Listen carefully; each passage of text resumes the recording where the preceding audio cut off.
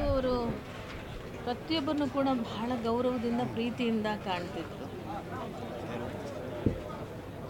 ಅವ್ರು ಅವ್ರು ಪ್ರೀತಿಸೋ ಒಂದು ರೀತಿ, ಅವರು ಎಕ್ಸ್ಪ್ರೆಸ್ ಮಾಡ್ತಾ ಇದ್ದ ರೀತಿಯನ್ನು ನೋಡಿದರೆ ಅದೆಷ್ಟು ಹೃದಯ ತುಂಬ ಪ್ರೀತಿಯ ಕಣಜು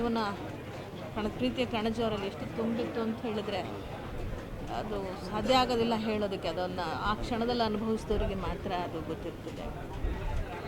ಅದರಿಂದ ಭಾಳ ಸಲ ನಾನು ಭೇಟಿಯಾಗಿದೆ, ಆ ನಂತರದಲ್ಲಿ ನಾನು ಭೇಟಿ ಆಗಿರಲಿಲ್ಲ. ಅವ್ರನ್ನ ನೋಡಿದಾಗೆಲ್ಲ ನನಗೆ ಒಂದು ರೀತಿಯ ದೈವಿಕ ಭಾವನೆ ಬರ್ತಿತ್ತು. ಮತ್ತು ಅವರು ಕೂಡ ಹಾಗೇ ಇರ್ತಿದ್ರು ಕೂಡ.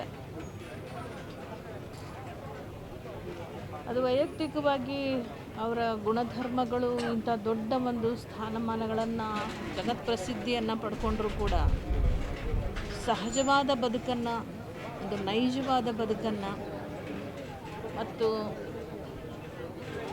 ಒಂದು ಸಾಂಸ್ಕೃತಿಕವಾಗಿ ಒಂದು ಮಾದರಿಯ ಬದುಕನ್ನು ಬದುಕಿದಂಥವರು ಕೂಡ. ಆ ರೀತಿಯ ಬದುಕನ್ನು ಬದುಕೋದು, ಆಮೇಲೆ ತುಂಬ ಸ್ವಾಭಿಮಾನಿ, ಕಠಿಣವಾದ ಒಂದು ನಿಲುವುಗಳನ್ನು ಅವರು ತಗೊಳ್ತಿದ್ರು ಮತ್ತು ವೃತ್ತಿ ಧರ್ಮವನ್ನು ಅತ್ಯಂತ ನಿಷ್ಠೆಯಿಂದ ಪ್ರಾಮಾಣಿಕವಾಗಿ ಪಾಲಿಸ್ತಾ ತಮ್ಮನ್ನು ತಾವು ಸಂಪೂರ್ಣವಾಗಿ ಬದುಕಿನಾದ್ಯಂತ ಅರ್ಪಣೆ ಮಾಡಿಕೊಂಡಂಥದ್ದು.